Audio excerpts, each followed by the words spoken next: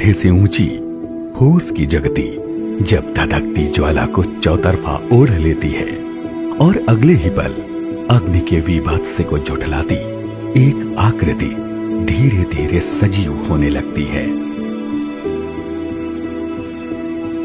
ब्रिजमंडल का गांव फालैन हजारों सालों से इस कल्पना को जीवंत करता आया है। सूखे खलिहान जैसा दिखने वाला घास फूस का ये बड़ा सा जत्था देश दुनिया में न सिर्फ मशहूर है बल्कि इसके इर्द गिर्द लगने वाली भीड़ इस बात की भी गवाही देती है कि इसकी अहमियत भी काफी ज्यादा है। जैसा कि अधिकतर लोग ब्रिज की होली के बारे में पहले से जानते हैं और यहाँ होली खेलने और यहाँ की होली को देखने के लिए दूर दराज से आते हैं, तो जाहिर है कि यहाँ होने वाला ये होलिका दहन भी बेहद खास ही होगा। यहाँ जिक्र हो रहा है श्री कृष्ण की नगरी मथुरा का और इस नगर के एक बेहद खास गांव का जिसका नाम फालैन है। इस गांव में होलिका दहन का विशेष आयोजन होता है जो विश्व के किसी अन्य स्थान पर देखने को शायद ही मिलता हो। इस आयोजन में इस गांव का ही निवासी एक पुजारी धधकती हुई होलिका की इस विशाल वेदी के मध्य से होकर गुजरता है। सतयुग में भक्त प्रहलाद, हिरण्यकश्यप एवं होलिका के प्रसंग को कमोबेश हर कोई जानता है। नृसिंह अवतार का आश्चर्य भी सर्वविदित है। वहाँ पर अखंड ज्योति जलती है, उस पर पंडा मंदिर में बैठा हुआ अग्नि पर हाथ रखते हुए उस अग्नि का निरीक्षण करता रहता है। उसकी ज्योति जो लाल होती है उसका अवलोकन होता है। धीरे धीरे वो ज्योति धीरे धीरे ठंडी होने लगती है और लाल ज्योति के बजाय नीली ज्योति होने लगती है। तो उसको ये आभास होता है कि मेरा निकलने का समय हो गया है।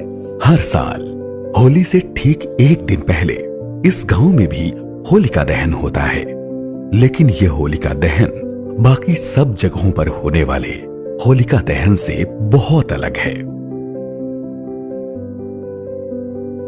सदियों से ये मेला चला आ रहा है। हमारे एक रावतपाल है जिसमें 13-14 गांव होते हैं।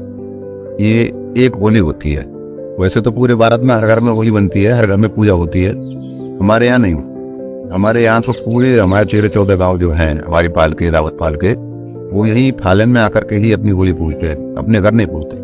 पूरी बस्ती में, पूरे गांव में, हमारे में, हर बिरादरी में, सातों जात में सबके दरवाजे खुले होते हैं। कोई भी कहीं चला जाए, किसी के पास चला जाए, किसी को ये नहीं पूछा जाता कि आप कहाँ से आए हो, कौन हो, किसके रिश्तेदार हो। बिना भेदभाव के सबकी सेवा होती है, सबको खाना उपलब्ध होता है।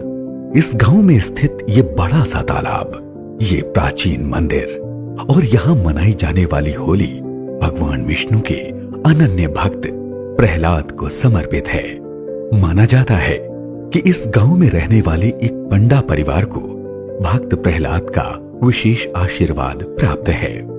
इस परिवार का कोई एक व्यक्ति इस आयोजन के लिए 1.25 महीने का व्रत रखता है। गृहस्थ जीवन से दूर रहते हुए मंदिर में निवास करता है, संयम, ध्यान और तप करता है। इस व्यक्ति को स्थानीय बोली में फालैन का पंडा कहा जाता है। होलिका दहन के समय जब अग्नि इस वेदी को चारों तरफ से घेर लेती है, तभी ये फालैन का पंडा जलती हुई होलिका के बीच से होकर गुजरते हैं।